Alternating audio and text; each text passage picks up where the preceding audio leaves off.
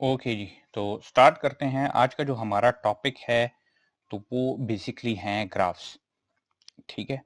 अब ग्राफ्स होते क्या हैं? ठीक है। जनरली अभी तक जो हम चीज़ें देखते आ रहे हैं, तो हमने लिंक लिस्ट देखी है, ट्रीज वगैरह, स्टैक क्यूज वगैरह, वो सारी चीज़ें देखी। ठीक है। तो ग्राफ असल में क्या होता है? ठीक है। बेसिकली आपने ट्रीज देखी हैं, तो ग्राफ ऑलमोस्ट ट्री की तरह की ही चीज होती है, बल्कि अगर आप टेक्निकली सही तरीके से बोलेंगे तो ट्रीज जो है तो असल में ग्राफ की ही टाइप्स हैं। ठीक है। ट्री में आपके पास एक रूट नोड होता है किसी भी ग्राफ में। ठीक है। यहाँ पे डायरेक्टेड ग्राफ की बात की हुई है, तो अब हम देखते हैं कि डायरेक्टेड ग्राफ क्या होगा, मगर उससे पहले हम जनरली ग्राफ्स की बात कर लेते हैं। ठीक है। नाम से जाहिर है कोई डायरेक्शन इसमें होती है। ठीक है। अच्छा, अब ट्री से कैसे डिफर करते हैं कि इसमें ग्राफ में आपके पास रूट नोड की जरूरत नहीं पड़ती। ठीक है। क्योंकि आपके पास एक नोड से दूसरे नोड तक मल्टीपल पाथ्स हो सकते हैं। ट्रीज में आपने देखा था कि एक नोड से दूसरे नोड तक पहुंचने के लिए आपके पास सिर्फ एक ही रास्ता होता था। ग्राफ्स में इस तरह से नहीं होता। ग्राफ्स में आपके पास जो है तो एक से ज्यादा रास्ते हो सकते हैं एक नोड से दूसरे नोड तक पहुंचने के लिए। यहाँ पे नोड्स को वर्टिसेस कहा जाता है। ठीक है। और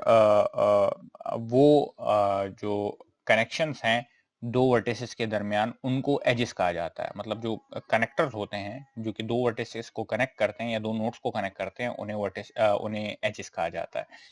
ठीक है। अब डायरेक्टेड ग्राफ क्या होती हैं? इसमें असल में डायरेक्शन मौजूद होती है। ठीक है। कि आप जो है तो किस नोड से किस नोड तक एज गया है। फॉर एग्जांपल, ये मेरे पास एक नोड है और ये मेरे पास एक नोड है, और इन दोनों के दरमियान एक एज लगा हुआ है। ठीक है।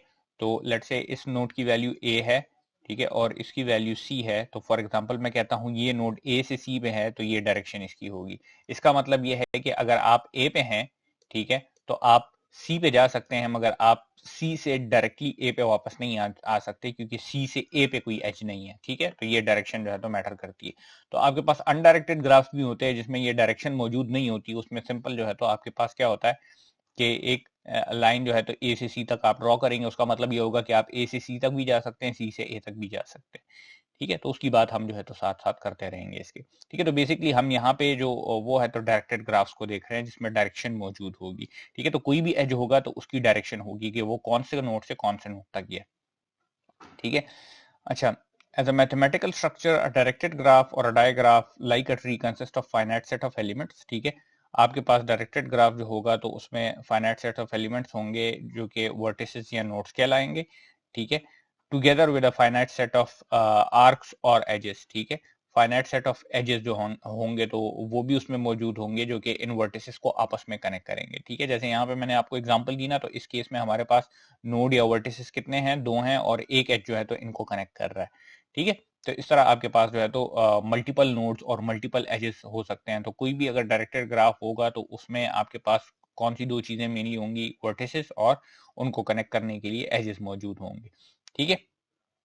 तो बेसिकली आपके पास किसी भी डायरेक्टेड ग्राफ में जो है तो फाइनाइट सेट ऑफ एलिमेंट्स जो है तो वर्टिसेस के, और finite set of directed elements जो है तो एजेस के मौजूद होंगे। ठीक है। तो ये जो है तो आपके पास वो हो गए।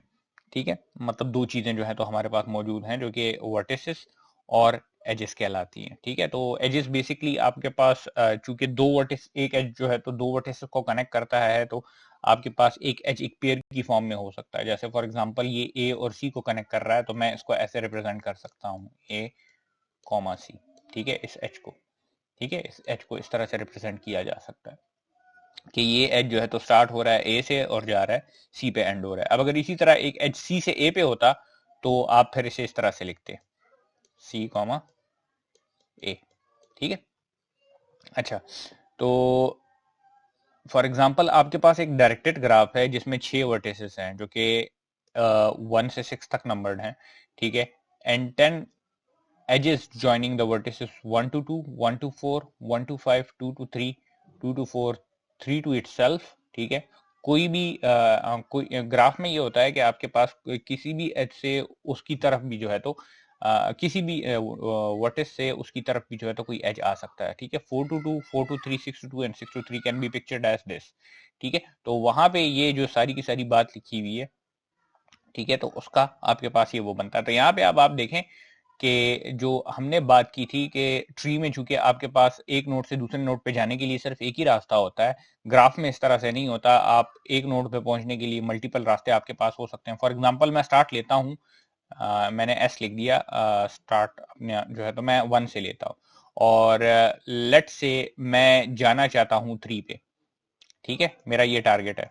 ठीक है, स्टार्ट मैंने लिया एस से और मैं जाना चाहता हूँ 3 पे। तो आप देखें कितने पॉसिबल रास्ते हैं मेरे पास। मैं 1 से अगर 2 पे जाता हूँ तो 2 से 3 पे आ सकता हूँ, ये एक रास्ता हो गया। मैं 1 से 4 पे जाता हूँ, 4 से 3 पे आ सकता हूँ, ये दूसरा रास्ता हो गया। ठीक है, तो ये ट्री से इस तरह से डिफर करता है। ठीक है, अच्छा दूसरी बात ये कि अभी हमने थोड़ी देर पहले बात की कि कोई भी जो है तो जो एजेस हैं, ठीक है, तो वो एक नोड से दूसरे नोड पे भी जा सकते हैं और उस नोड से उस नोड पे भी आ सकते हैं। मतलब जैसे अब यहाँ पे 3 पे देखें, एक एज इधर से स्टार्ट हुआ है और इसी पे जाके एंड हुआ है, तो इसको बेसिकली लूप भी कहा जाता है, इस तरह के एज को। ठीक है, ये डिजायरेबल नहीं है, मगर इस तरह की चीज जो है तो आपके पास ग्राफ में आ सकती है। ठीक है, कि जिस नोड से स्टार्ट हो रही है उसी नोड पे जाके एंड होती है। ठीक है, तो ये आपके पास जो है तो सारे के सारे वर्टिसेस हो गए, और ये आपके पास क्या हो गए, एजेस हो गए सारे के सारे। ठीक है, तो अब जैसे यहाँ पे देखें 4 से 2 पे एक एज गया है, इसी तरह से 2 से 4 पे भी आया है। ठीक है, तो इस तरह की पॉसिबिलिटी भी आपके पास आ सकती है। और देख लें हर एक एज की डायरेक्शन है। इसका मतलब ये है कि अगर मैं 1 से स्टार्ट करता हूं तो I can go to 5, but if I start from 5 I can not go to 1, क्योंकि 1 की डायरेक्शन में मेरे पास एज मौजूद नहीं है। सही है, मतलब ये है जब मैं इसका ट्राइवर्सल करूंगा फॉर एग्जाम्पल, ठीक है, तो ट्राइवर्सल में मैं 1 पे जब हूं तो मैं 1 से 5 पे आ गया। ठीक है, तो इसका मतलब ये है कि 5 से फिर अगर मैं कहूंगा कि मेरे पास पॉसिबल रास्ते कौन कौन से हैं, ठीक है, तो पॉसिबल रास्ते तो यहाँ पे कोई भी नहीं है। ठीक है, मगर मतलब इसका मेरा जो बताने का था वो ये था कि आपके पास चूंकि 5 से 1 पे कोई एज नहीं गया, तो आप 5 से 1 पे फिर नहीं जा सकते हो। ठीक है, 5 से 1 पे फिर नहीं जा सकते हो। सही है, टेक्निकली हम जंप कर सकते हैं, क्योंकि जब एच को हम देखेंगे तो उसके दोनों एंड्स पे ये 1 और 5 मौजूद होगा। ठीक है, तो हम वापस वहां पे जा सकते हैं, मगर ग्राफ को जब हम ट्रेवर्स करेंगे तो हम अगर फर्ज करें इधर 5 पे आते हैं और देखते हैं कि पॉसिबल डेस्टिनेशंस कौन कौन सी हैं, तो उसमें 1 नहीं आएगी, क्योंकि 1 से 5 पे एज है, 5 से 1 पे नहीं है। ठीक है, तो इसकी हम आगे बात करेंगे। ठीक है, तो ट्रीज आपके पास देखें special kind of directed graphs होते हैं। ठीक है, तो ट्री असल में एक स्पेसिफिक टाइप है ग्राफ्स की, डायरेक्टेड ग्राफ्स की। ठीक है, and are categorized by the fact that one of their nodes are the root। ठीक है, एक डिफरेंस ये है कि ट्री में नोड होता है, ठीक है, जिसकी तरफ मतलब नोड की तरफ कोई इनकमिंग एज नहीं होता। ठीक है, आउटगोइंग होते हैं मगर इनकमिंग एज कोई नहीं होता। And every other node can be reach from the root by a unique path. ठीक है, और तमाम के तमाम और जो नोड्स हैं ट्री के अलावा, तो उस तक आप पहुंच सकते हैं रूट के थ्रू। ठीक है, एक स्पेसिफिक यूनिक पाथ के थ्रू। ठीक है, उसमें मल्टीपल पाथ्स आपके पास नहीं होते, हर एक नोड तक पहुंचने के लिए यूनिक पाथ होता है, और वो यूनिक पाथ जो है तो आपका स्टार्ट होता है आपके रूट से, जो है तो आप जा सकते हैं। ठीक है, by following one and only one sequence of consecutive arcs. तो आप सिर्फ एक ही सीक्वेंस पे जाते हो, मल्टीपल पाथ्स आपके पास वहां पे नहीं होते किसी भी जगह पे पहुंचने के लिए। जिस तरह यहाँ पे हमने 1 से 3 पे पहुंचने की बात की, तो अगर आपके पास फर्ज करें ये ट्री में होता, तो ये 1 से 3 तक पहुंचने के लिए सिर्फ एक ही पाथ होता आपके पास। ठीक है, तो ये बात जो है तो यहाँ पे भी की हुई है कि ये जो वर्टेक्स 1 है, तो ये आपको यहाँ पे रूट लाइक लगेगा, क्योंकि यहाँ से सारे आउटगोइंग एजेस हैं, इनकमिंग एज कोई नहीं है। मगर प्रॉब्लम यह है कि यहाँ पे आपके पास अगर फर्ज करें किसी स्पेसिफिक नोड तक पहुंचने की मैं बात करूं, लेट से 1 से 3 पे आने की बात करूं, तो एक पाथ नहीं है, मल्टीपल पाथ हैं। तो इसका मतलब ये ट्री नहीं है, ये ग्राफ है। ठीक है, तो ये बात पूरी की पूरी यहाँ पे लिखी हुई। अच्छा, अब अगर ग्राफ को हम as an abstract data type consider करते हैं, ठीक है, तो इस पे जो ऑपरेशंस, कॉमन ऑपरेशंस परफॉर्म होंगे, ठीक है, तो वो कौन कौन से होंगे। हम डायरेक्टेड ग्राफ की बात कर रहे हैं तो उसे डायग्राफ भी कहा जाता है। ठीक है, अनडायरेक्टेड का मैंने आपको बता दिया कि उसमें सिर्फ डायरेक्शन फिर आपके पास नहीं होती। मतलब ये एक स्ट्रेट लाइन, अगर मैं फर्ज करें ये 2 से 6 वाला आपको ड्रा करके दिखाऊं, ठीक है, तो ये फिर आपको इस तरह से नजर आएगा, एक स्ट्रेट लाइन होगी। इसका मतलब ये है कि 2 से 6 तक भी पॉसिबिलिटी है, 6 से 2 तक भी पॉसिबिलिटी है। ठीक है, मतलब मैं अगर 6 पे हूं तो मेरे पास एक पॉसिबल लोकेशन जाने के लिए 2 है, अगर मैं 2 पे हूं तो मेरे पास एक पॉसिबल लोकेशन जाने के लिए 6 है। और अगर आप फर्ज करें ये जो ग्राफ यहाँ पे बना हुआ है, इसके केस में आप बात करेंगे, तो अगर आप 2 पे हैं तो 2 से 6 पे जाने की पॉसिबिलिटी नहीं है, क्योंकि 2 से 6 तक डायरेक्टेड एज नहीं है। ठीक है, अगर आप 6 पे हैं तो 6 पे फिर एक पॉसिबिलिटी तो 3 पे है, मगर एक पॉसिबिलिटी आपके पास 2 पे जाने की भी है, क्योंकि 6 से 2 तक वो जा रहा है। ठीक है, बहरहाल अब हमारे पास जो ऑपरेशंस हैं वो क्या क्या परफॉर्म हो सकते हैं। सबसे पहले एक एम्प्टी ग्राफ जो है तो आप डायरेक्टेड एम्प्टी ग्राफ कंस्ट्रक्ट कर सकते हैं, ठीक है, जिस तरह से हम कोई एम्प्टी लिस्ट या ट्री जो है तो वो बनाते थे, ठीक है। ये चेक कर सकते हैं कि ग्राफ एम्प्टी है कि नहीं है, ठीक है। एक डायरेक्टेड ग्राफ को पूरे के पूरे ग्राफ को डिस्ट्रॉय कर सकते हैं, ठीक है, मतलब मेमोरी उससे फ्री कर सकते हैं। कोई भी नया नोड या नया वर्टेक्स जैसे हम कहते हैं तो वो हम इंसर्ट कर सकते हैं। हम किसी भी दो वर्टिसेस के दरमियान एक एज जो है तो इंसर्ट कर सकते हैं, ठीक है। अच्छा, हम ये कर सकते हैं कि हम एक वर्टेक्स को डिलीट कर सकते हैं, ठीक है।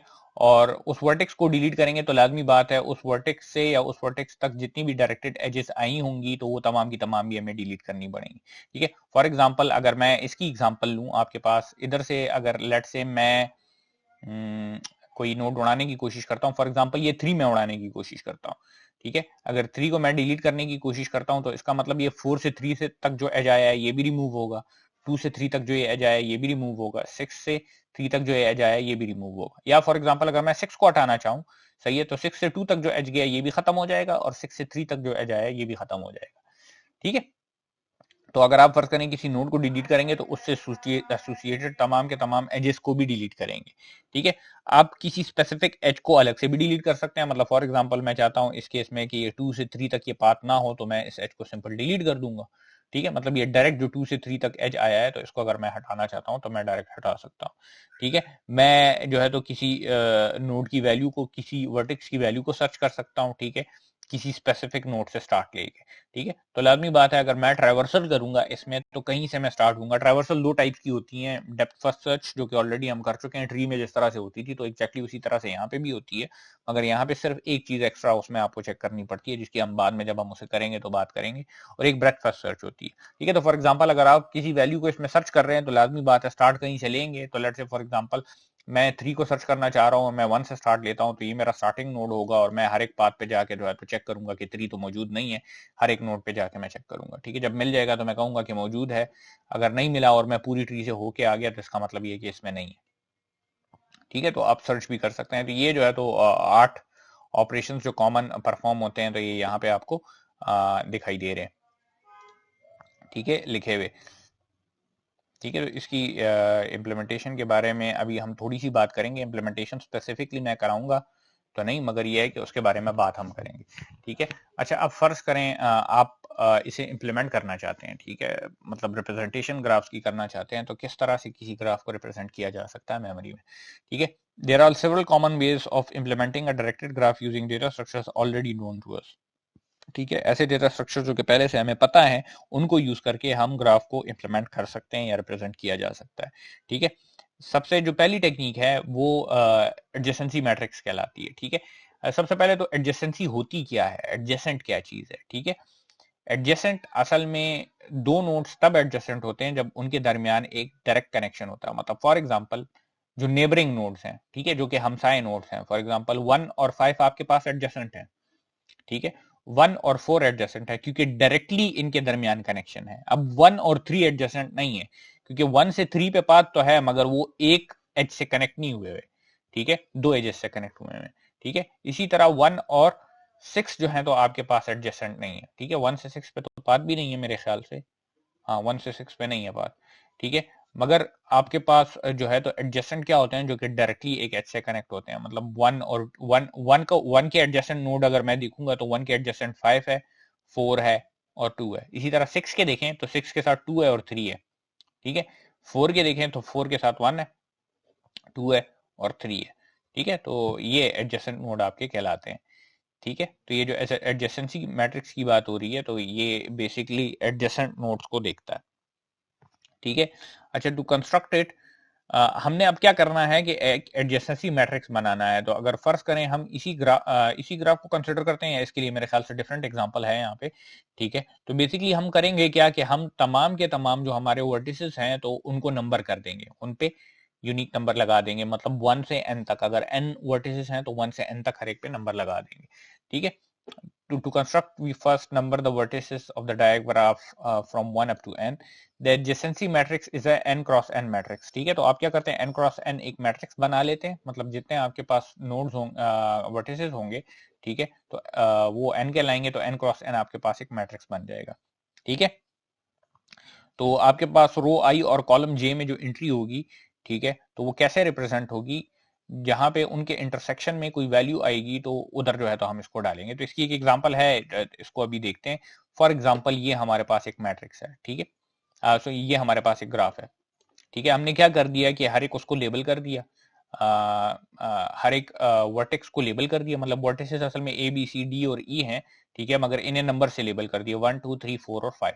हमने क्या किया, टोटल 5 नोड्स हैं, तो 5 क्रॉस 5 का हमारे पास एडजेसेंसी मैट्रिक्स बन जाएगा, जो कि यहाँ पे बना हुआ है, ठीक है। मतलब बेसिकली 2 डायमेंशनल अरे आपके पास बन जाएगी, ठीक है। ये बनी। अब इसको रिप्रेजेंट करने के लिए कि आपके पास ए से बी पे कोई नोड गया है या नहीं गया, ठीक है, तो वो किस तरह से हम करेंगे, ठीक है। तो चूंकि ये 2 डायमेंशनल अरे है, ठीक है, तो इसको जरा देखें। मैं इंडेक्सेस तो चूंकि हमारे पास 0 से स्टार्ट होते हैं, ठीक है, मगर इसको मैं हर एक को जरा लेबल करता हूं, ठीक है। ये 1 हो गया, ठीक है, ये पहली रो, ठीक है, उस साइड पे जगह नहीं है इसलिए राइट पे लिख रहा हूं। ये 2 हो गया, ये 3 हो गया, ये 4 हो गया, ये 5 हो गया। इसी तरह से मैं कॉलम्स को भी लेबल कर देता हूं, ऊपर जगह नहीं है तो नीचे कर रहा हूं 1 2 3 4 एंड 5। अब इसमें एंट्री कैसे होगी, ठीक है। अब देखें मेरे पास जो 1 जो वो है वर्टेक्स है, जिसे मैंने 1 लेबल दिया था और जिसको मैंने 2 लेबल दिया था, ठीक है। तो उनको जरा देख लेते हैं। अब जरा देखते हैं कि आपके पास 1 और 1 की इंटरसेक्शन पे क्या चीज है, ठीक है। ये देख लें, 1 रो और 1 कॉलम की इंटरसेक्शन पे आपके पास कौन सी वैल्यू आ रही है, 0 आ रही है। इसका मतलब ये है कि आपके पास ए से ए पे इस तरह का कोई एज मौजूद नहीं है, ठीक है। ए से ए पे इस तरह का कोई एज मौजूद नहीं है, ठीक है। तो इसे मैं वापस मिटा देता हूं। अब जरा देखते हैं 1 से 2 पे एक एज आया हुआ है, ठीक है, 1 से 2 पे एक एज आया हुआ है, तो इसकी एंट्री कहां पे आपके पास होगी, ठीक है।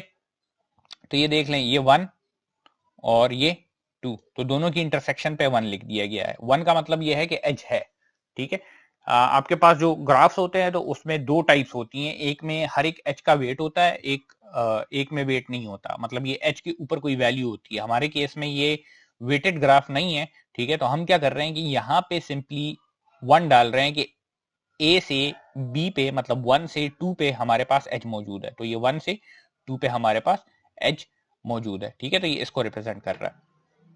इसी तरह से देखें 2 से 1 पे एज नहीं है, ठीक है, 2 से 1 पे हमारे पास एज नहीं है, तो उसको जरा देखें। क्योंकि ये डायरेक्टेड ग्राफ है तो 2 से 1 पे भी जरूरी है हमारे पास, मतलब कि उसकी रिप्रेजेंटेशन भी क्या है कि नहीं, ठीक है। तो अब हम 2 से 1 पे देखते हैं, ठीक है। ये हो गया आपका 2, ठीक है, यहां तक, और ये आपका हो गया 1। तो इसकी इंटरसेक्शन पे देख लें, कोई एज नहीं है, ठीक है, इसकी इंटरसेक्शन पे कोई एज नहीं है, ठीक है। तो फ्रॉम हम इधर से ले रहे हैं और टू हम जो है तो नीचे से ले रहे हैं, ठीक है। इसी तरह से आगे कुछ और एग्जांपल्स इसकी देख लेते हैं। फॉर एग्जांपल 1 से 5 पे देख लें, 1 से 5 पे, तो 1 हमारे पास कहां पे है, 1 ये, ठीक है, ये हो गया, और 5 यहाँ पे है। तो इन दोनों की इंटरसेक्शन पे आपके पास 1 है, इसका मतलब ये है 1 से 5 पे एज है। इसी तरह 5 से 1 पे देख लें, ये 5 हो गया, ठीक है, और ये आपका 1 हो गया, तो इसकी इंटरसेक्शन पे 0 आ रहा है, इसका मतलब ये है यहाँ पे कोई एज मौजूद नहीं है, ठीक है। तो इस तरह से ये सारी की सारी रिप्रेजेंटेशन आपके पास हो सकती है तमाम के तमाम उसकी, ठीक है। इसी तरह से अगर 1 से 3 पे देखें तो ये देख लें 1 और 3 के इंटरसेक्शन पे 1 मौजूद है, ठीक है। इसी तरह से 3 से 1 पे देखेंगे, ठीक है, तो 3 से 1 पे देख लें 0 है, ठीक है, ये है, ठीक है, 0 है, तो इसका मतलब ये 3 से 1 पे कोई एज नहीं है, ठीक है। 4 से 4 पे है तो देख लें 4 और 4 की इंटरसेक्शन पे 1 है, ठीक है, ये इस एज के लिए बात हो रही है, ठीक है।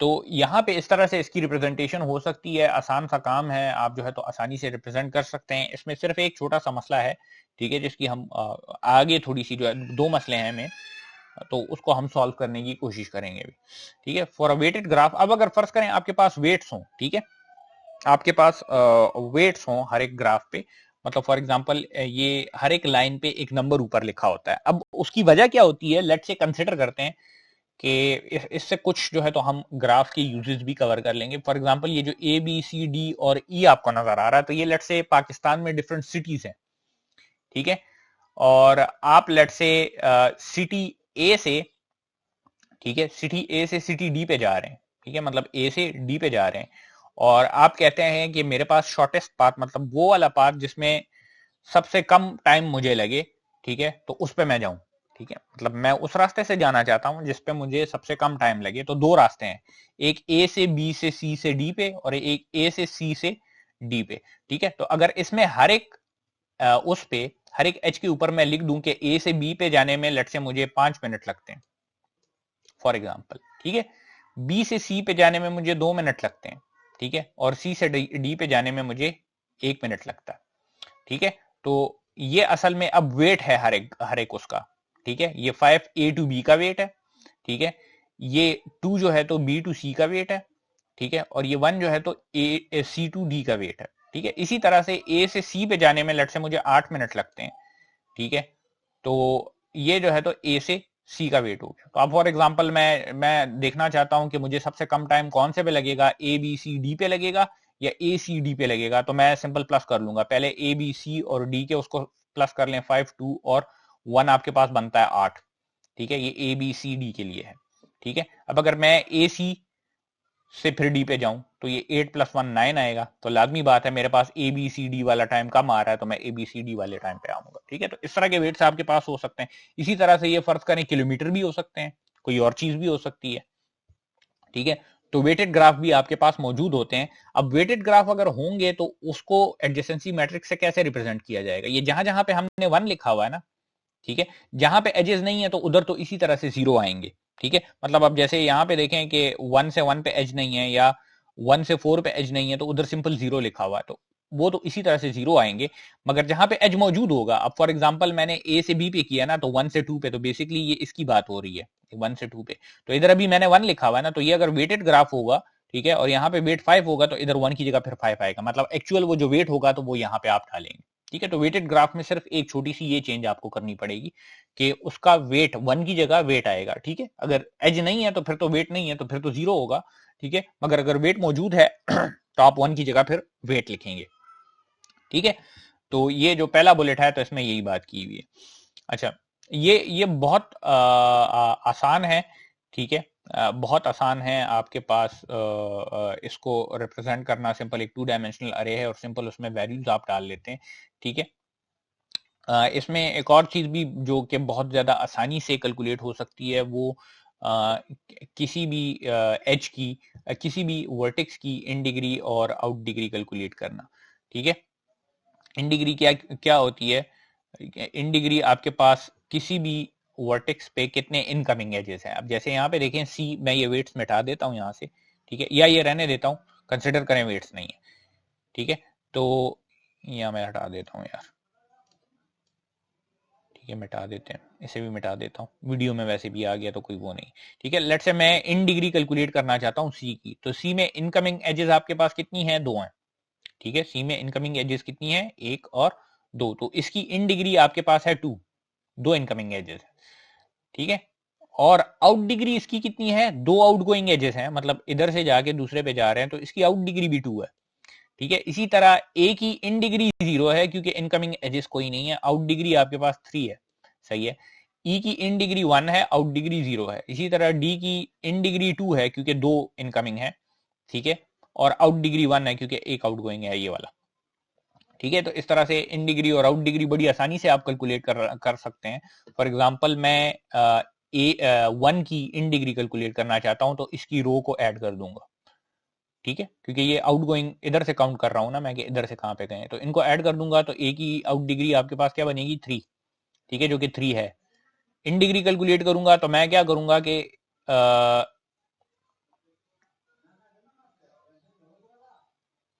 हाँ, मैं क्या करूंगा कि इसके कॉलम को काउंट कर लूंगा जो कि ये है, ठीक है। तो ये देख लें इसका सम 0 बनता है, ठीक है। तो out degree sorry in degree जो है तो इसकी 0 है। इसी तरह से सी का देख लें, ठीक है। तो सी के लिए आपके पास नंबर 3 है, तो ये कॉलम होगा, सॉरी रो होगी, ठीक है, इन डिग्री के लिए, सॉरी आउट डिग्री के लिए, ठीक है। आउट डिग्री के लिए आपके पास रो होगी तो इसका सम 2 बनता है, ठीक है। इसी तरह अगर आप फर्ज करें इसकी वो देखना चाहते हैं, इन डिग्री देखना चाहते हैं, तो इसके कॉलम को सम कर लें, वो भी 2 बनता है, ठीक है। तो in degree out degree calculate करना बहुत ज्यादा आसान है इस केस में आपके पास। अच्छा, मगर इसमें कुछ डेफिशिएंसीज हैं। सबसे पहली बात तो ये कि हमारे पास जो वर्टेक्स के अंदर जो वैल्यूज हैं, जो कि ये हैं, ये ए बी सी डी और ई, ये कहीं पे स्टोर नहीं हो रही। ठीक है, तो इसका हम आसान सा काम कर सकते हैं। इसके लिए जो है तो हम क्या कर सकते हैं कि एक अरे ले लेते हैं, ठीक है, और उसमें तमाम के तमाम वर्टिसेस की वैल्यू स्टोर कर लेते हैं। मतलब जैसे ये वही वही जो ग्राफ हमारे पास बना है तो उसी की रिप्रेजेंटेशन है। ये एडजेसेंसी मैट्रिक्स हो गया और ये उसका डेटा हो गया। ठीक है, तो सिंपली मेरे पास जो है तो पहला वर्टेक्स वो ए है, दूसरा बी है, सी है, डी है, ई है। मतलब अगर आपको ये पूरी की पूरी चीज प्रिंट करने की जरूरत पड़ जाती है, ठीक है, तो आप प्रिंट कर सकते हैं इसको। ठीक है, तो ये एक सिंपल सी इसकी इंप्लीमेंटेशन की टेक्निक है। मगर यहाँ पे आप देखें कि अगर आपके पास किसी ग्राफ में कनेक्शंस बहुत ज्यादा कम हो, ठीक है, मतलब वो बहुत ज्यादा डेंस ना हो, मतलब बहुत ज्यादा कनेक्टेड ना हो, जैसे इस केस में देखें तो तमाम के तमाम नोड्स के साथ जो पॉसिबल सारे के सारे कनेक्शंस हैं तो वो नहीं मौजूद। जैसे ई से सिवाय ए के अलावा और कहीं पे कनेक्शन नहीं है। इसी तरह ए से डी पे नहीं है, ठीक है, ए से सी पे और बी पे तो है मगर डी पे नहीं है। इसी तरह सी से आपके पास ए पे नहीं है और ई पे नहीं है। ठीक है, सी से ए और ई पे नहीं है, सही है, ए से सी पे है, सी से ए पे नहीं है। तो अगर आपके पास कनेक्शंस जो पॉसिबल हैं वो कम होंगे तो इसका मतलब ये है कि आपके पास जीरो ज्यादा होंगे इस एडजेसेंसी मैट्रिक्स में। मतलब अगर स्पार्स कनेक्टिविटी होगी, डेंस नहीं होगी। स्पार्स का मतलब ये है कि कम से कम मतलब कम नोड्स कनेक्ट हो। ठीक है, तो जितनी डेंस कनेक्टिविटी होगी उतना ये एडजेसेंसी मैट्रिक्स पॉपुलेटेड होगा, मतलब उतने जीरोस इसमें कम होंगे। ठीक है, जीरोस का मतलब ये है कि एज नहीं है, तो मतलब वो यूजेबल चीज नहीं है। ठीक है, और जितनी स्पार्स कनेक्टिविटी होगी तो उतना जो है तो यहाँ पे मेमोरी वेस्ट होगी। सिंपल सी बात है, क्योंकि हम n क्रॉस n का जो है तो वो ले रहे हैं, एडजेसेंसी मैट्रिक्स ले रहे हैं। और ये आप देखेंगे आगे ये कंप्यूटर नेटवर्क्स में भी यूज होता है, बहुत सी जगहों में जो है तो ग्राफ्स आपके पास यूज होते हैं। ठीक है, तो आप देखेंगे कि ग्राफ्स आपके पास यूजुअली बहुत ज्यादा बड़े बड़े साइजेस में होते हैं। तो अगर आप ये रिप्रेजेंटेशन लेते हैं तो ये एक्चुअली मेमोरी के लिहाज से फीजिबल इस सेंस में नहीं है कि आपके पास मेमोरी बहुत ज्यादा इसमें जाया होगी। ठीक है, तो ये यही बात कर रहा है कि अगर आपके पास मैट्रिक्स पास होगा तो जीरो ज्यादा होंगे, इसका मतलब ये मेमोरी वेस्ट हो रही है। ठीक है, तो हम इसकी रिप्रेजेंटेशन को चेंज करके इसे एक लिस्ट से रिप्रेजेंट कर सकते हैं। ठीक है, ये दोनों प्रॉब्लम्स जो कि हमारे पास, पहली प्रॉब्लम क्या थी कि वैल्यूज हर एक नोड की जो है तो हमारे पास लिस्ट से एडजेसेंसी मैट्रिक्स से रिप्रेजेंट नहीं हो रही थी, तो उसके लिए हमें अलग से एक अरे लेनी पड़ती थी। ठीक है, तो ये प्रॉब्लम भी सॉल्व हो जाएगी। और दूसरा ये वेस्टेज ऑफ मेमोरी की भी प्रॉब्लम सॉल्व हो जाएगी अगर हम एडजेसेंसी लिस्ट रिप्रेजेंटेशन इसकी लेते हैं। ठीक है, तो वो इस तरह से कुछ होगी। ठीक है, फॉर एग्जांपल आपके पास ये जो है तो वो है एक क्या कहते हैं, ये एक ग्राफ है। ठीक है, तो अगर इसकी एडजेसेंसी लिस्ट रिप्रेजेंटेशन हमने करनी है तो वो किस तरह से करेंगे? हम एक अरे डिक्लेयर कर लेंगे तमाम के तमाम नोड्स के लिए, जो कि हमने यहाँ पे कर दी है। ठीक है, दिस इज एन अरे जो कि हमने रिप्रेजेंट ये लगा दी है। अच्छा, एक बात ये कि हमने जब एडजेसेंसी मैट्रिक्स रिप्रेजेंटेशन की थी तो उसमें हमने हर एक उसको लेबल किया था वन से, हमने हर एक उसको लेबल किया हुआ था ये 1 से 5 तक, तो इसीलिए इसके ऊपर ये 1 2 3 4 5 आपको नजर आ रहे थे ये एडजेसेंसी मैट्रिक्स की रिप्रेजेंटेशन के लिए। ठीक है, तो हम क्या करेंगे कि हमारे पास जितने वर्टिसेस हैं, ठीक है, जितने हमारे पास वर्टिसेस हैं तो सिंपली हम क्या करेंगे कि उतनी अपने पास जो है तो उतनी साइज की एक अरे ले लेंगे। ठीक है, तो हमारे पास इस टाइम पे 5 वर्टिसेस हैं तो 5 की एक अरे ले ली। अब आपके पास जो आउटगोइंग एजेस हैं, ठीक है, जो आउटगोइंग एजेस हैं हर एक उससे हर एक वर्टेक्स से, तो वो आप सिंपली रिप्रेजेंट करेंगे किस तरीके से, एक लिस्ट से। मतलब ये कि ये जो आपके पास ए के लिए ये जो अरे आई है, ठीक है, ये पूरी की पूरी अरे का नोड जिसमें ए पहले इंडेक्स पे पड़ा हुआ है। ठीक है, तो इसमें आपके पास एक तो ए की वैल्यू होगी, एक इसमें असल में आपका नेक्स्ट का पॉइंटर होगा जो कि अगले उसको पॉइंट कर रहा होगा। ठीक है, तो बेसिकली ये लिंक लिस्ट बन रही है, इसीलिए इसको जो है तो यहाँ पे एडजेसेंसी लिस्ट रिप्रेजेंटेशन कहा जा रहा है। तो यहाँ पे दो टाइप की इंफॉर्मेशन होगी, एक आपके पास जो वो है कि कौन सा नोड है, और एक इसके नेक्स्ट पे क्या चीज पड़ी हुई है। ठीक है, तो यहाँ पे देखें आप, ये नेक्स्ट में 2 देख रहे हैं। ठीक है, बेसिकली यहाँ पे 2 की जगह हम बी भी डाल सकते हैं, कोई फर्क नहीं पड़ता उससे। ठीक है, एक्चुअली अच्छा ये होगा कि हम बी डालें अंदर, तो ये बी की वैल्यू यहाँ पे आएगी। ठीक है, तो ए का नोड है, अब ए से जो आउटगोइंग एजेस हैं वो तमाम के तमाम आपके पास क्या होंगे, इस लिस्ट में आ रहे हैं। ठीक है, तो आप काउंट करें, देखें ए से बी पे एक एज गया है जो कि 2 है, तो 2 आ गया आपके पास। ठीक है, ए से सी पे एक एज गया है जो कि 3 है, तो 3 आ गया आपके पास। ये बी और सी भी यहाँ पे स्टोर हो सकता है अगेन। ए से ई पे क्या जी गया है जो कि बेसिकली 5 है, तो आपके पास ये भी यहाँ पे आ गया, ठीक है। इसके बाद जो है तो आगे कोई और एजेस नहीं है तो ये नल है। अगर फॉर एग्जांपल कोई और नोड आ जाता है और ए उसके साथ कनेक्ट होता है तो बेसिकली उसके लिए आप क्या करेंगे, यहाँ पे एक नया नोड डाल के उसे रख देंगे, ठीक है। इसी तरह से बी से देख लें आउटगोइंग कितने हैं, बी से आउटगोइंग सिर्फ एक है जो कि सी पे जा रहा है जो कि 3 है, ठीक है। तो वो ये हो गया आपका आगे नल है, ठीक है। सी से सॉरी ये बी से हो गया। इसके बाद सी से देख लें तो सी से एक बी पे गया और एक डी पे गया, ठीक है। तो एक ये 2 पे गया और एक ये 4 पे गया, बाकी नल है, ठीक है। तो बेसिकली ये नंबर से रिप्रेजेंट हो रहे हैं। वहां पे आप डायरेक्टली जो है तो ये नोड के अंदर की जो वैल्यू है तो वो भी रख सकते हैं। डी से सिर्फ एक एज गया है, डी से डी तक, ठीक है। तो उसको इससे रिप्रेजेंट कर दिया। ई से आउटगोइंग कोई नहीं है तो वहां पे नहीं रिप्रेजेंट किए हुए, ठीक है। तो ये देख लें बेसिकली तमाम के तमाम जो है तो आपके पास इसमें एक बात तो ये हो गई कि हर एक का लेबल भी स्टोर हो गया, ठीक है। दूसरी बात ये कि तमाम के तमाम नोड्स भी आ गए। अब आप क्वेश्चन ये करेंगे कि अगर फर्ज करें इसमें मैं एक और नोड ऐड कर देता हूं एफ फॉर एग्जांपल, इधर मैं एक एफ ऐड कर देता हूं, ठीक है। तो प्रॉब्लम में वैसे क्या आएगी कि बाकी सारा तो ठीक है, ठीक है, मगर आपको ये अरे बढ़ाने की जरूरत पड़ेगी। मतलब इधर आपको एक और इंडेक्स चाहिए होगा, ठीक है। और अरे का साइज तो फिक्स होता है, चाहे आप रन टाइम पे भी इसे बनाएं तो साइज इसका फिक्स होता है, ठीक है। तो अब इसको हम दो तरीकों से कर सकते हैं। एक तरीका तो आप ये कर सकते हो कि इस पूरी की पूरी रिप्रेजेंटेशन को डिलीट करके आप नई अरे बना लें, जो कि बहुत फजूल तरीका इस वजह से होगा क्योंकि आप पहले ये सारी की सारी मेमोरी फ्री करेंगे, उसके बाद ये पूरी रिप्रेजेंटेशन दोबारा बनाएंगे। तो अगर बड़ा ग्राफ होगा तो बहुत ज्यादा टाइम लगेगा उसमें, तो आप टाइम वेस्ट कर रहे हैं। एक तरीका ये हो सकता है कि आप ऐसे करें कि अरे यूज करने की बजाय आप इधर वेक्टर यूज कर लें, ठीक है। सी प्लस प्लस में है स्टैंडर्ड टेम्परल लाइब्रेरी में वेक्टर जो कि अरे की तरह ही होते हैं, ठीक है। बेसिकली अरे ही है, मगर उसमें यह है कि आप जब नए एलिमेंट्स ऐड करते हो तो उसका साइज ग्रो करता जाता है, मतलब वो ग्रो कर सकता है, ठीक है। तो आप स्टैंडर्ड टेम्पलेट लाइब्रेरी में से जो है तो इसको इंप्लीमेंट करने के लिए बजाय इसके कि अरे ही यूज करें आप वेक्टर यूज कर लें, तो उसमें फ्लेक्सिबिलिटी ये होगी कि आपके पास अगर कोई नया नोड आएगा, ठीक है, तो उसमें आसानी आपके पास होगी। आप जो है तो सिंपली उसे क्या करेंगे कि इंसर्ट कर लेंगे जो कि आपके पास 5th इंडेक्स पे आ जाएगा, ठीक है। और इधर एफ की वैल्यू आ जाएगी और ये कनेक्टेड होगा आपके पास किस चीज के साथ, ठीक है। ये ए के साथ कनेक्टेड है तो ए को 1 से रिप्रेजेंट किया जा रहा है और इसके आगे यहाँ पे आपके पास आ जाएगा नल, ठीक है। इसी तरह से अगर फर्ज करें ए से भी एक एज जाता है एफ पे, ठीक है, तो इसे सिंपली यहाँ पे आप ऐड कर लेंगे, मतलब इसके ऊपर नंबर 6 आ जाएगा, ठीक है। तो ये बेसिकली नल की जगह फिर ये इधर 6 के साथ कनेक्ट होगा, ठीक है, और यहाँ पे नल होगा, ठीक है, ये खत्म हो जाएगा। तो बेसिकली ये जो है तो वो है। तो ये एक बात ध्यान में रखें जब आप इंप्लीमेंट करें इसे, तो ये एक लिमिटेशन है, ठीक है। अगर आप अरे यहाँ पे यूज करेंगे तो फिर आप बढ़ा नहीं सकेंगे। अगर नया एजेस नया वो इसमें आएगा, वर्टेक्स इसमें आएगा तो प्रॉब्लम होगी, ठीक है। तो ये एक रिकमेंडेशन है मेरी तरफ से कि आप इसको यूज करें।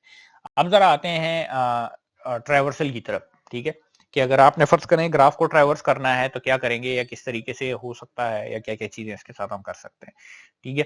एक ट्रैवर्सल का मेथड जो कि ऑलरेडी हम पढ़ चुके हैं, डेप्थ फर्स्ट सर्च, जो कि ट्रीज पे हमने अप्लाई किया है, ठीक है। वो in order, pre order, post order जो हमने पढ़े थे, ठीक है। तो वो बेसिकली हम डेप्थ पे ही जो है तो जाके पूरा का पूरा वो करते थे, ठीक है।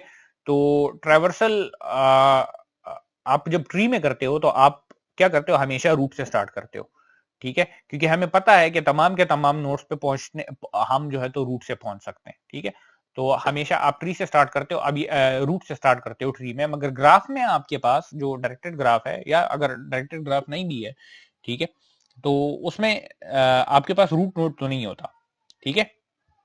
तो आपके पास उसमें इस तरह से पॉसिबिलिटी हो सकती है कि आप अगर मतलब इस रूट नोड नहीं होता तो इसका मतलब ये है कि आप स्टार्टिंग नोड फिर खुद प्रोवाइड करेंगे कि इस नोड से स्टार्ट करो, ठीक है, कि start from this node and then traverse the whole graph, ठीक है। तो आपके पास इस तरह की पॉसिबिलिटी दरमियान में आ सकती है कि आप एक स्पेसिफिक नोड से स्टार्ट करें और आप उस नोड से स्टार्ट होकर तमाम के तमाम नोड्स पे ना पहुंच सकें, ठीक है। ये पॉसिबिलिटी आपके पास हो सकती है, ये पॉसिबल है कि आप तमाम के तमाम नोड तक ना पहुंच सके, ठीक है। तो ये पॉसिबिलिटी इसमें है, ठीक है। बेसिकली जो दो मेथड्स यूज होते हैं तो वो डेप्थ फर्स्ट सर्च है और ब्रेथ फर्स्ट सर्च।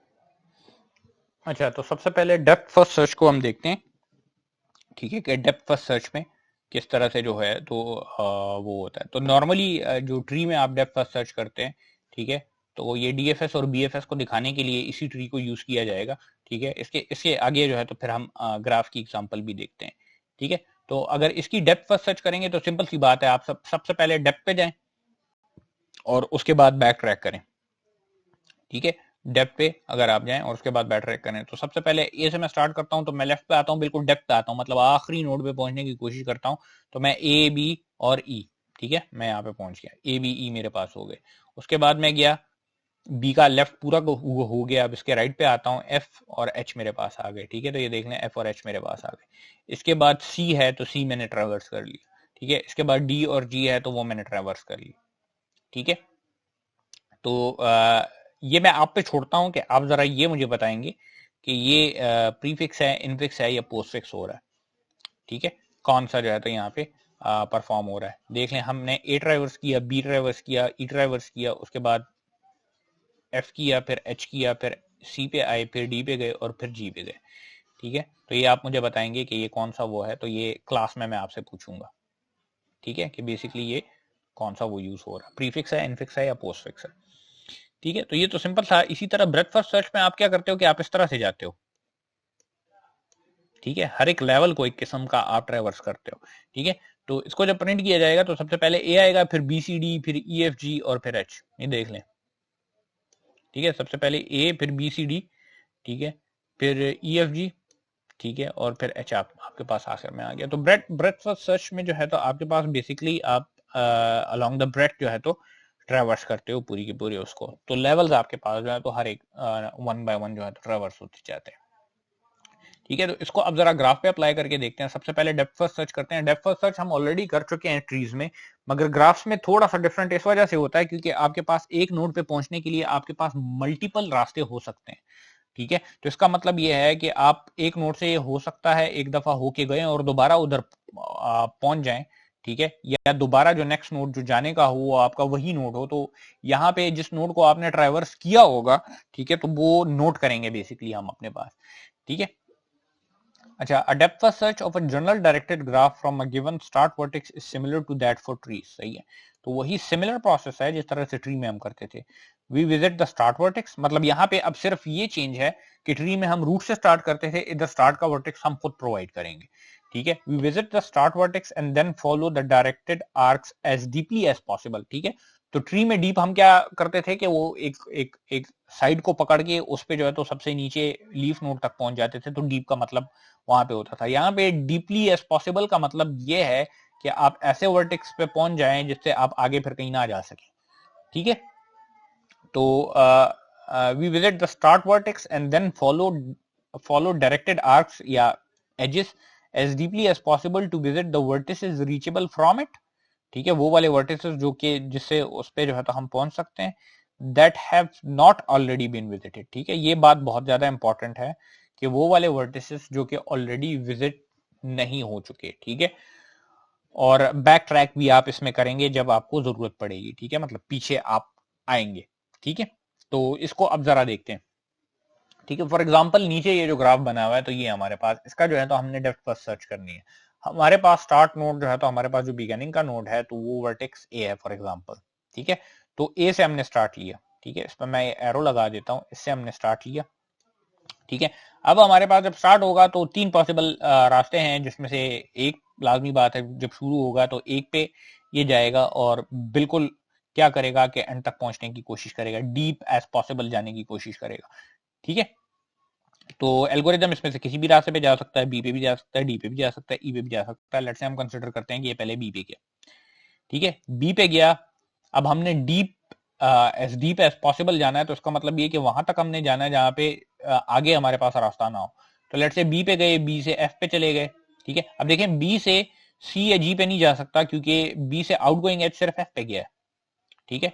तो ए से बी पे, ठीक है, मैं जिस चीज को वो कर रहा हूं तो उस पर मैं एक लाइन लगा देता हूँ, ठीक है। बी से फिर या मैं उस पर टिक लगा देता हूँ उस वर्टेक्स पे, बी पे मैं गया, ठीक है। उसके बाद मैं आया एफ पे, अब एफ से जी पे भी जा सकता है, लेट्स से हम कंसिडर करते हैं ये आई पे गया, ठीक है, और उसके बाद एच पे पहुंच गया, ठीक है, तो ए बी एफ आई और एच मेरे पास क्या हो गए, ये ट्रैवर्स हो गए हैं, जो कि यहाँ पे आपके पास लिखा हुआ आ गया है।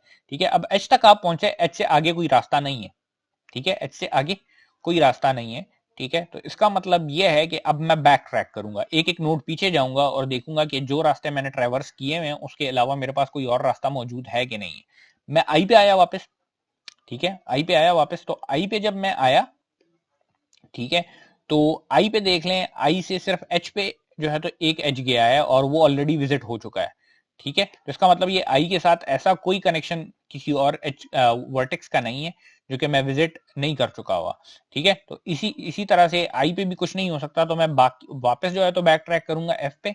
एफ पे गया तो अब एफ से बी पे अगर वापस जाऊंगा तो बी को वो तो बैक ट्रैकिंग होगी ना, तो मैं जी पे आ जाता हूँ। ठीक है, एफ से आई पे अगर जाऊंगा, ठीक है, तो आई मेरे पास क्या है, वो ट्रैवर्स हो चुका है। ठीक है, तो मैं क्या करूंगा, दूसरा रास्ता जी पे है, जी ट्रैवर्स नहीं हुआ तो मैं जी पे आ गया, तो एफ के बाद मेरे पास क्या होगा, जी आ जाएगा। तो मैं इधर जरा लिख देता हूँ। ठीक है, बल्कि मैं टिक लगा देता हूँ इस पे, ए बी, सही है, उसके बाद हम एफ पे गए, उसके बाद आई पे गए, उसके बाद एच पे गए। ठीक है, ये जो बैक ट्रैकिंग कर रहे हैं ये तो प्रिंट नहीं हो रहा ना, ये तो सिंपल देख रहे हैं कि और पॉसिबल रास्ते तो नहीं है। ठीक है, तो एफ के बाद फिर जी आएगा, सॉरी एच के बाद फिर जी आएगा। ठीक है, अब जी पे हम पहुंचे तो जी से हमारे पास दो रास्ते हैं, ये बी पे भी जा सकता है और ये सी पे भी जा सकता है, मगर बी ऑलरेडी ट्रेवर्स हो चुका है। ठीक है, बी को हम विजिट कर चुके हैं ना। यहाँ पे जो बात की हुई थी कि वो तमाम के तमाम वर्टिसेस जो कि उससे रीचेबल हैं, मगर वो जो कि ऑलरेडी विजिट नहीं हुए हुए। ठीक है, जो कि ऑलरेडी विजिट नहीं हुए, तो जी से मैं बी पे नहीं जा रहा। ठीक है, जी से मैं क्या करूंगा, मैं सी पे आ जाऊंगा। ठीक है, तो सी मेरे पास नया नोड है, मैं सी पे पहुंच गया। अब सी से पॉसिबल रास्ते एक डी पे है, एक बी पे है। बी विजिट हो चुका है, डी पे हम आए, डी पे पहुंच गए। ठीक है, डी भी विजिट हो गया। ठीक है, अब डी के बाद देखें, डी के बाद आपके पास दो रास्ते हैं, सी, सी विजिट हो चुका है, और एच, एच भी विजिट हो चुका है। ठीक है, तो ये दोनों विजिट हो चुके हैं, इसका मतलब ये डी से आगे कहीं पे नहीं जा सकते, हम एज डीप एज पॉसिबल पहुंच गए। ठीक है, तो अब हम बैक ट्रैक करेंगे, सी पे गए, सही है, सी पे बी, सी से बी पे नहीं जा सकते, फिर बैक ट्रैक करेंगे, सही है, तो बैक ट्रैक करेंगे तो हम सी पे जब आए थे तो हम जी से आए थे ना, तो जी पे आ जाएंगे। ठीक है, जी पे भी तमाम रास्ते सारे के सारे हम देख चुके हैं। उसके बाद एफ पे आ जाएंगे, एफ के भी तमाम के तमाम रास्ते देख चुके हैं। उसके बाद बी पे आएंगे। ठीक है, तो बी से भी तमाम के तमाम रास्ते हम देख चुके हैं। ठीक है, उसके बाद ए पे आएंगे, तो अब ए से हमारे पास दो और पॉसिबल रास्ते हैं, डी और ई। ठीक है, दो और पॉसिबल रास्ते हैं, डी और ई। डी को हम देख चुके हैं क्योंकि डी विजिट हो चुका है। ठीक है, ई विजिट नहीं हुआ हुआ, तो हम आते हैं, ये एक मिनट, मैंने सी और डी पे टिक नहीं लगाया हुआ। ठीक है, डी हमारे पास विजिट हो चुका है, तो ये एक पॉसिबल रास्ता रह गया हमारे पास ई का, तो इसको भी ये विजिट कर लेगा। ठीक है, और ई से आगे एच है, फिर तो एच को हम ऑलरेडी ट्रैवर्स कर चुके हैं। ठीक है, तो तमाम के तमाम नोड्स आपके पास क्या हुए, यहाँ पे इस तरह से ट्रैवर्स हो गए, ये डेप्थ फर्स्ट सर्च की तरह। ठीक है, तो ये एग्जैक्टली एल्गोरिदम जो इसका कोड होगा जब आप करेंगे तो उसको उसी तरह से लिखेंगे जिस तरह से ट्री के लिए हमने वो किया हुआ है, मगर यहाँ पे सिर्फ और सिर्फ एक कंसिडरेशन ये है कि ये जो बैक ट्रैक आप करते हैं तो इसमें देखते हैं कि चूंकि रास्ते आपके पास जो होते हैं तो वो पॉसिबल बहुत से हैं, तो इसमें आपको सिर्फ ये देखना पड़ता है कि जो नोड मेरे पास अगला आ रहा है उसको मैंने ट्रैवर्स किया हुआ है या नहीं, मतलब उसको मैंने विजिट किया हुआ है पहले कि नहीं, तो अगर वो विजिटेड है तो आप दोबारा उस पर फिर नहीं जाते हो। ठीक है, तो ये आपके पास पूरा का पूरा A B F I H G C D E. तो ये मैं देखता हूँ मैंने ठीक लिखा है, A B F I H, A B F I H G C D E, G C D, हाँ, तो ये ठीक है पूरा का पूरा। ठीक है, अब देखें, हमने बात की थी कि आपके पास हो सकता है कि इस तरह का कोई नोड आप सिलेक्ट करें स्टार्टिंग, जिससे आप स्टार्ट करें और आप तमाम के तमाम नोड्स पे ना पहुंच सकें, तो उस तरह का नोड इस केस में आपके पास कौन सा है। फॉर एग्जाम्पल, आप अगर बी से स्टार्ट करते हो तो आप हो सकता है तमाम के तमाम नोड्स पे ना पहुंच सकें, इसमें मेरे ख्याल से ए और ई मिसिंग है। हाँ, ए और ई मिसिंग है। ठीक है, तो इसको आप ट्रैवर्स करके देख लें। बी से स्टार्ट करें तो बी से पहला रास्ता आपके पास एफ पे जाता है। ठीक है, एक मिनट, इसको जरा करके देख लेते हैं। ठीक है, बी से स्टार्ट करें तो पहले आपके पास आ गया बी। ठीक है, बी के बाद आप गए, बी हो गया, उसके बाद आप गए एफ पे। ठीक है, एफ से फिर आप जी या आई पे जा सकते हैं। ठीक है, मैं देखता हूँ ये किधर गए, ये आई पे गए। ठीक है, आई और एच पे फिर चले गए, आई पे गया, उसके बाद एच पे गया।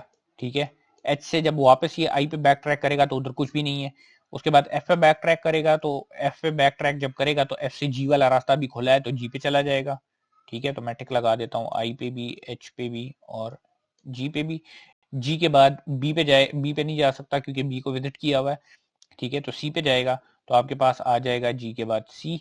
ठीक है, सी के बाद ये डी पे जाएगा तो डी पे पहुंच जाएगा। डी से फिर आगे रास्ता नहीं है क्योंकि एच का एक रास्ता है और वो भी ऑलरेडी ट्रेवर्स हो चुका है।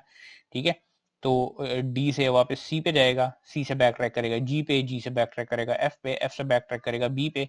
अब बी से आगे कोई रास्ता नहीं है कहीं पे जाने का, तो ये जो ये आपके पास ट्रेवर्सल है तो इसने ए को भी छोड़ दिया और ई को भी छोड़ दिया।